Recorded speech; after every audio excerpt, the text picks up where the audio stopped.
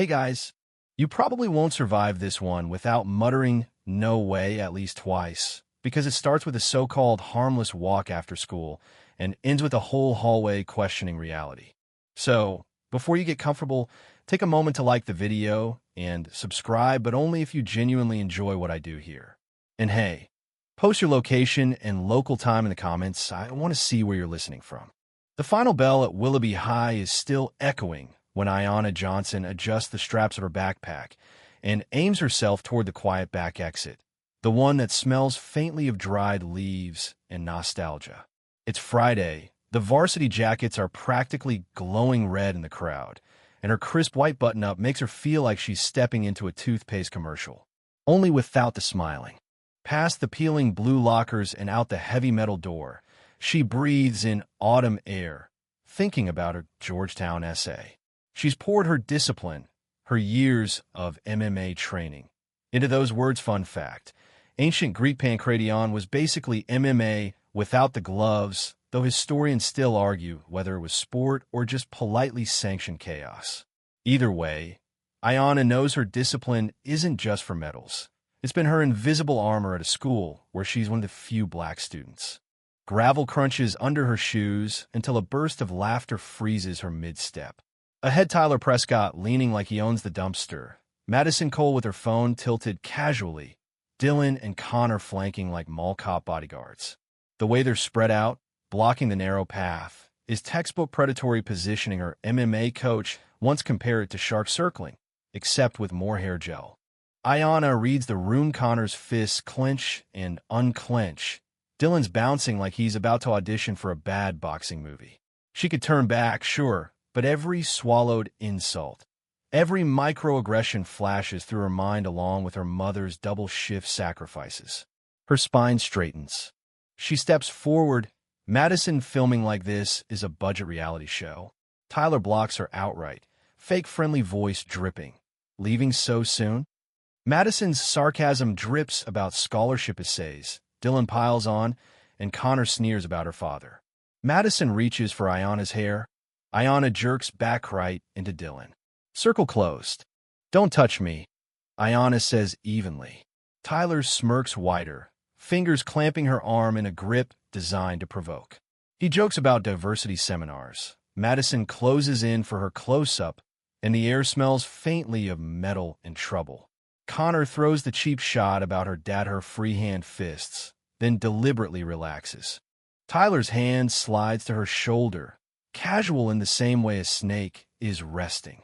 He talks about her place here, and when she twists free using a clean MMA escape. Madison laughs like it's a sitcom cue. Then Tyler lunges, forearm to her throat, not a pro chokehold, but enough to burn her lungs. Her vision tunnels. Laughter distorts around her, and somewhere in the haze her coach's voice returns. "Your breath is your life." She feels the flawed grip, digs her fingers into the pressure points, drops her weight, and Tyler's airborne before he knows it, hitting the asphalt with a whoosh. Madison's smirk dies. Connor charges shoulder throw. Dylan backs off. Bad idea. She redirects his swing into empty space. Madison tries to run. Ayanna catches her wrist just long enough to say, "Delete it." She does. Miss Patel, halfway out the back door for her break, sees it all: the precision, the control, the restraint. Tyler's groaning. Connor's nursing a scuffed ego. Dylan's hugging the fence line. And Ayanna? Rumpled shirt, steady breath, and a simple warning: don't. The quiet after a fight like that never lasts. By the time they reach the principal's office, it's packed with expensive suits, tennis whites, and the kind of parental confidence that comes from knowing the school board owes you favors. Madison's phone now, sporting a freshly edited video, shows Ayanna flipping Tyler, minus the chokehold that started it. Tyler plays the victim, Connor chimes in, and Principal Carter nods like the outcome's been pre-written. Miss Patel speaks up, swears she saw Tyler restrain Ayanna. Tyler's father tilts his head, voice all polite ice. From how far away? Carter cuts her off and slaps a 2-week suspension on Ayanna, while the others get detention because, apparently, lawn chair level intimidation doesn't count as violence. Historians still argue whether kangaroo courts wore actual robes or just metaphorical blindfolds.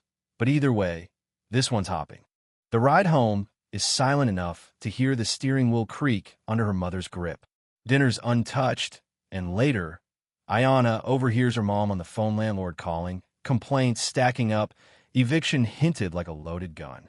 It smells like retaliation, feels like a chess move, and Ayanna knows exactly who's moving the pieces. By dawn, she's on her laptop, digging through old-school newspapers and social media. Marcus, her tech-savvy friend, calls, "The real video's out there, you just have to find it." He's heard whispers of other students, other cover-ups. Elijah Carter's name pops, UPA math prodigy who vanished from advanced classes after rumors, vandalism, and an uninvited visit from Tyler's dad about insurance coverage. Elijah still has evidence, texts, photos, recordings. They meet at Marcus's kitchen table, cookies and soda, cans forming a strange war council. Elijah's story matches Ayanna's beat for beat. Threats, silence, sudden academic collapse. He names Maria Rodriguez, Jason Kimmel, victims edged out with precision. Through the window, Madison's in a red car, making slow passes, phone up. They're being watched. The intimidation escalates a brick through Ayanna's window with a last warning note. The cops show up, but the second they hear Prescott, the conversation becomes a legal safety manual. Better be careful with accusations. No report filed. At school, Marcus takes a beating in a service corridor. The vice principal sees a scuffle and warns them to stay out of trouble. Miss Patel's suddenly on administrative leave. Then a message pings Ayanna's phone. Patrice Dixon, former city councilwoman, veteran of real fight civil rights. Educational reform, the kind that leaves scars you can't see. The truth doesn't stay buried forever, she writes, but it needs brave people to dig it up. You've already shown that courage. Will you see it through? Ayanna calls. An hour later, she's got legal resources, a plan, and a reminder that unity is a weapon. By lunch, she and Marcus are quietly recruiting Elijah, Sarah from the paper, Jordan from basketball, 15 students with phones linked to a secure cloud folder. They've got coded messages, camera positions, backup batteries. Friday's assembly will be the stage.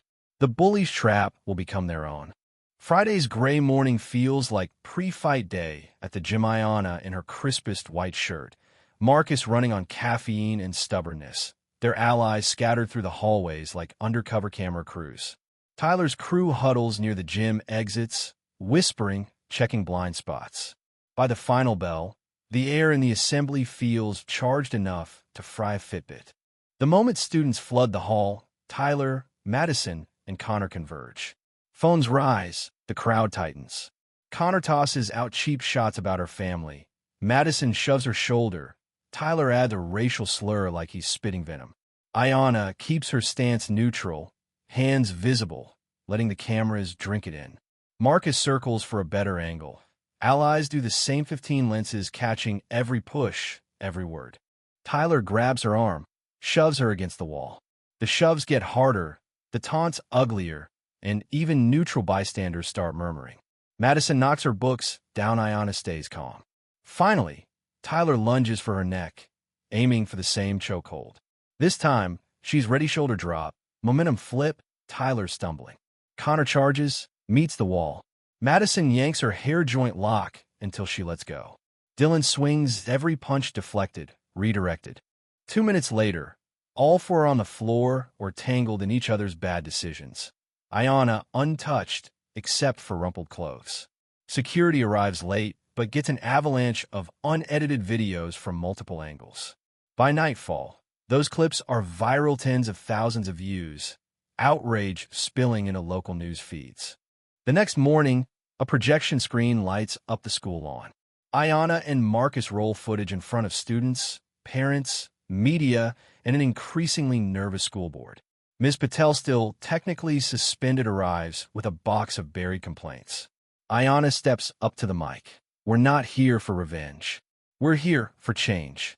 Within a week, the change is real. Principal Carter gone, Tyler's crew expelled, a district-wide anti-bullying policy drafted as Ayanna's law. Patrice Dixon watches from the back as Ayana's suspension is overturned, Ms. Patel reinstated, and a scholarship for moral courage announced in her name. 3 weeks later, the gym smells of fresh mats and new beginnings. Ayana, in her black GI, runs the first student self-defense session under a banner reading "Stand Strong." Freshmen, seniors, former skeptics, they all form a circle as she says, self-defense isn't just about fighting. It's about knowing your worth. Ms. Patel pairs with a shy freshman. Marcus helps a sophomore with his grip, and Ayana walks the circle, correcting stances, reminding them that balance-like justice starts with a strong foundation. From the bleachers, her mother and Dixon watch, pride and quiet awe on their faces. As students practice wrist escapes and safe falls, laughter replaces fear. Ayana closes the session. Every person here is stronger, now not just for themselves, but for each other. The mats are rolled, the gym empties, and her phone buzzes with a new message. My sister's middle school has a problem. Can we talk? She smiles faintly, tucking the phone away. Some fights end. Others are just waiting for someone brave enough to start them. The gym lights dim slowly as Ayana lingers by the rolled mats, the air still carrying the faint scent of effort and adrenaline. The echoes of laughter from moments ago dissolve into a softer hum, the kind that makes you breathe a little slower, stand a little stiller. Outside, late afternoon light spills in through the high windows, gilding the dust motes that drift lazily across the empty space. She takes a seat on the edge of the mat, feeling the quiet strength in her own muscles, the weight of weeks of tension replaced by something steadier purpose, anchored deep. Somewhere down the hall, lockers slam shut, sneakers squeak on tile, the school returning to its ordinary rhythm, though nothing here will ever be quite the same again. Her mother steps in briefly, offering a small wave before heading toward the parking lot, and Ayana catches the glint of pride in her eyes, the kind that speaks without words. Ms. Patel's voice carries gently from the doorway, still chatting with a student who's lingering, just like Ayana, is neither in a rush to leave this new chapter they've begun writing. Beyond the gym, clouds move slow over the autumn sky, filtering the light into warmer tones, as if the world is letting out a long, careful breath. The fight behind the school, the brick through the window, the grainy lies of an edited video, all of it feels distant now, not erased, but transformed into stepping stones. Ayana closes her eyes for a moment, hearing again the layered applause from the rally, the rustle of papers in Dixon's hands, the firm certainty in Marcus's voice when he said, "We're ready." She lets that memory settle in her chest like a slow heartbeat, a reminder that strength isn't always loud.